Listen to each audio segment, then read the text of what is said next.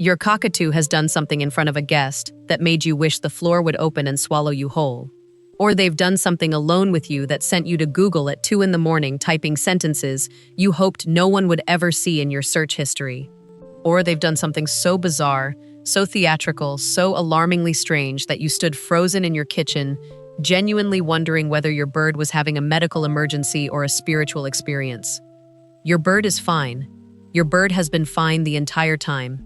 And every single one of those moments meant something beautiful that nobody ever explained to you. Subscribe if your cockatoo has ever embarrassed you in front of someone. We are starting with the one nobody wants to talk about, because if we don't address it first, you will spend the rest of this video waiting for it. Your cockatoo rubs itself against a perch, or a toy, or a specific corner of the cage, or your hand, rhythmically, deliberately, with half-closed eyes, flushed facial skin, and soft, repetitive vocalizations that leave absolutely nothing to the imagination. And you either stared in horror, laughed nervously, pulled your hand away like it was on fire, or quietly left the room and questioned every decision that led to this moment in your life. This is hormonal self-stimulation. It is universal in sexually mature cockatoos. It is not a sign of psychological damage, improper socialization, or anything you did wrong. It is a biological surge the bird cannot intellectually override any more than a human teenager can intellectually override puberty. It happens. It will keep happening.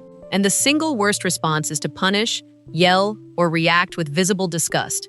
Because a cockatoo who is shamed for a hormonal process they cannot control develops anxiety around a natural body function, and that anxiety compounds into behavioral problems far worse than the behavior that embarrassed you. The correct response is the most anticlimactic one imaginable. Calmly remove the stimulus if there is one. Redirect gently. Do not react. Let the moment pass with the same emotional neutrality you would give a sneeze. Your cockatoo did not choose this. Their endocrine system did. Now that we have survived that, the rest of this video will feel like a vacation. Your cockatoo hangs upside down from the cage ceiling by 1 foot. Wings spread, head swinging, screaming at a volume that suggests something has gone catastrophically wrong. They look like a feathered chandelier having a nervous breakdown. You have probably recorded this and sent it to someone with the caption, "Should I be worried?" You should not be worried. You should be proud. Inverted hanging with full vocalization is one of the highest expressions of playful joy in cockatoo behavior.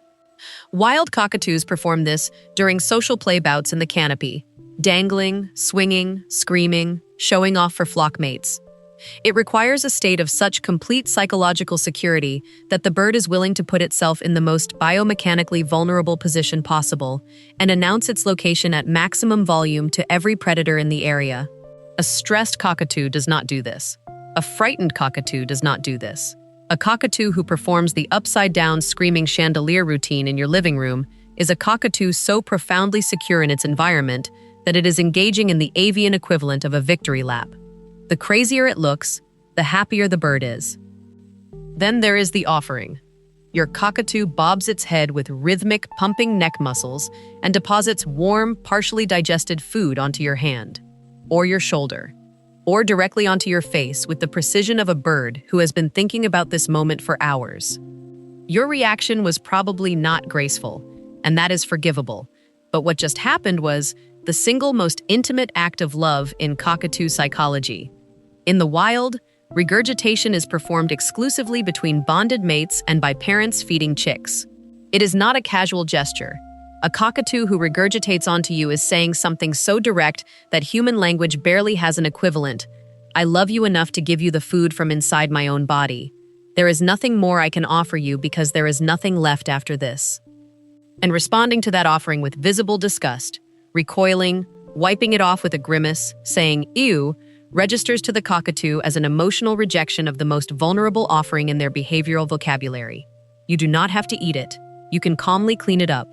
But a quiet, "thank you," while you do, will mean more to that bird than you will ever measure.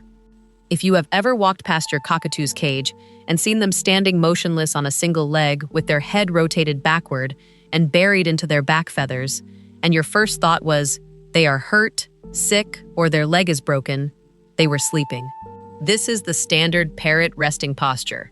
1 foot tucked into the warm belly feathers, weight balanced on a single set of toes, head turned 180 degrees, and nestled into the scapular feathers where body heat is highest. It looks medically alarming to humans because our bodies do not do this. To a cockatoo, it is the equivalent of curling up under a blanket. And the security implication is significant. A bird standing on one foot has halved its grip strength and doubled its reaction time to flee.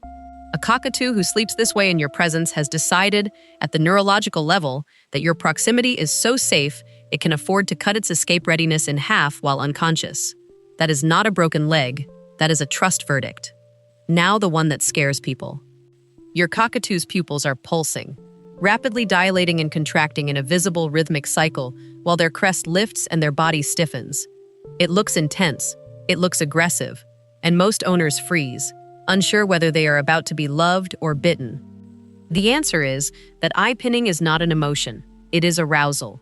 Generalized nervous system activation, pupils alone tell you the engine is running.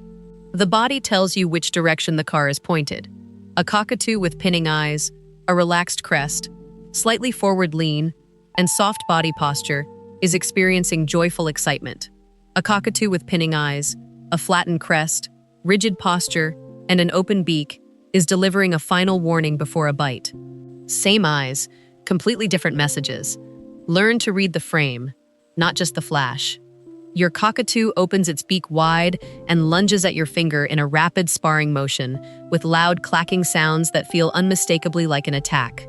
You pulled your hand away, possibly yelped, possibly told the bird no in a tone that suggested you believed your life was in danger. What your cockatoo just initiated was beak fencing, a social bonding game that wild cockatoos play with trusted flock members. It is the avian equivalent of playful wrestling. The open beak is not aiming to bite. It is inviting reciprocal sparring, gentle back-and-forth contact where neither party applies real pressure. A cockatoo who invites you to beak fence is placing you in a social category reserved for their closest companions. And pulling away in fear reads to the cockatoo as social rejection from the one individual they trusted enough to play with. You do not have to accept every invitation, but recognizing the difference between play sparring and an actual bite threat, the relaxed body, the bouncing rhythm, the absence of rigid posture, means recognizing when your cockatoo is trying to play with you, not hurt you. Every evening, same time, the same deafening eruption, your cockatoo screams at sunset with a consistency and volume that has strained relationships with neighbors, tested your patience to its biological limit, and prompted you to try every suppression technique available. None of them worked. They never will, because this is not a behavioral problem. It is the evening muster call, a hardwired dusk vocalization that every wild cockatoo flock performs without exception as the sun goes down. The entire flock screams simultaneously. The message is the same for every bird. I survived today. I am here. Are you here? And the call does not stop until the flock answers. Your cockatoo screaming at sunset is performing an ancient roll call and waiting for a response that never comes. The fastest path to a shorter session is not suppression but completion. Vocalize back, a whistle, a call. A loud, enthusiastic acknowledgement that you are here and the flock is whole. The biological purpose fulfills. The screaming self-terminates. Not because you stopped it, but because it finished.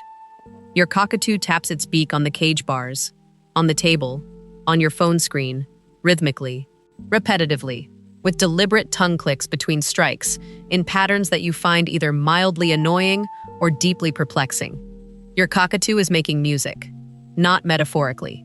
Cockatoos are one of the only non-human species on Earth scientifically documented to produce and sustain rhythmic beats.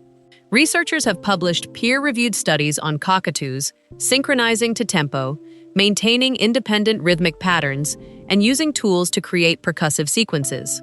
Your bird tapping the cage bars in patterns is demonstrating a neurological capacity for rhythm that places it in an exclusive cognitive category shared by almost no other animal on the planet.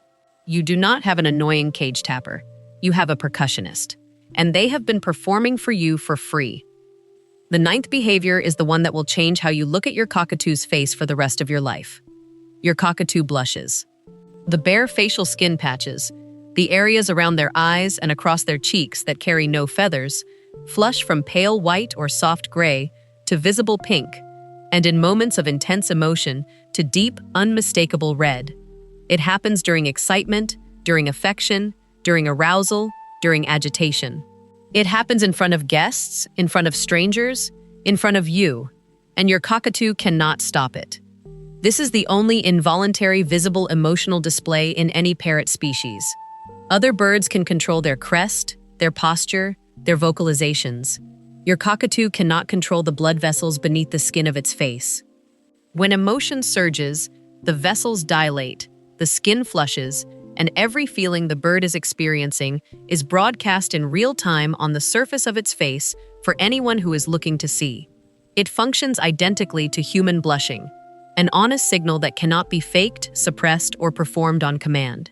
Your cockatoo's face is a live emotional readout, and owners who learn the spectrum, pale for resting calm, soft pink for gentle excitement, warm rose for deep affection, bright red for high arousal or distress, possess the closest thing to telepathy that any human-animal bond can produce. You can see what your cockatoo feels. In real time, on their face. No other companion animal on Earth offers this, only yours. Your cockatoo was never designed to be subtle. It was never designed to be convenient. It was never designed to behave in ways that make sense at dinner parties or translate neatly into human social norms. Every behavior that has ever embarrassed you, alarmed you, confused you, or sent you to a search engine in the middle of the night exists because you share your home with the most emotionally transparent, biologically dramatic, and socially uninhibited creature that has ever been invited into a human living room. The behaviors that make you uncomfortable in front of guests are the same behaviors that make your cockatoo the most honest living thing you will ever know. They cannot lie to you, they cannot perform for you, they cannot pretend to be something they are not, even when it would be easier, even when the guests are watching and you wish they would just act normal for 5 minutes. They are acting normal. Their normal is just louder, weirder, messier, and more honest than anything else in your life. Like this if your cockatoo has never once been subtle about anything, and subscribe. You live with the most honest creature on Earth.